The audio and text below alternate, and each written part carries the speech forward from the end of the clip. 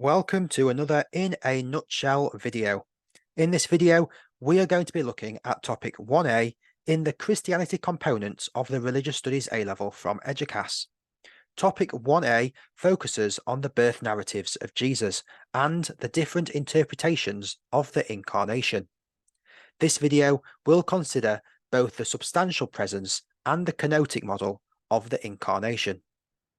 The doctrine of the Incarnation is the belief that God became human in the form of Jesus. This means that he did not come into existence as he was pre-existent as God. In Matthew's Gospel, Jesus is called Emmanuel, which means God with us. The nature of Jesus was debated in the early church for 300 years, until the Council of Nicaea in the year 325. The creed formulated at this council confirmed that Jesus was fully God and fully human. These two natures were united in the one person of Jesus. This model of the Incarnation is called the hypostatic union. There have been two further thoughts surrounding the Incarnation which we will now turn our attention to. The first is the substantial presence model, which is the belief that, although unseen, God is fully present. This means that Jesus has all the attributes of God from his birth as a baby.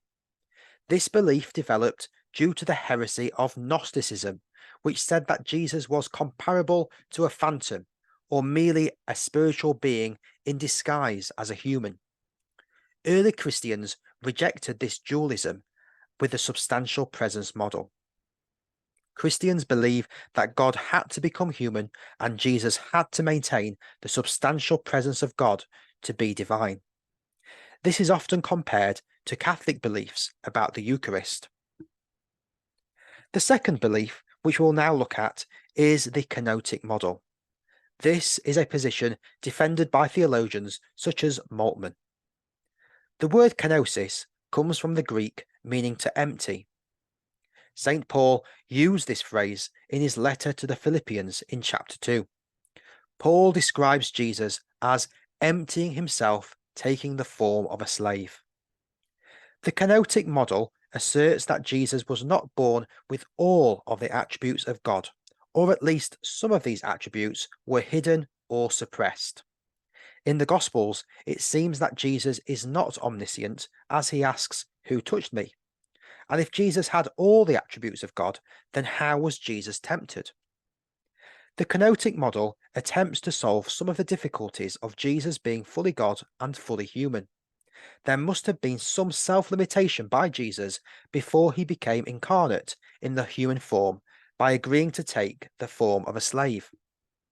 There must also have been a self-emptying of his human will and a submission to the will of God. Thanks for watching, and use the buttons below to like and subscribe to catch the next video.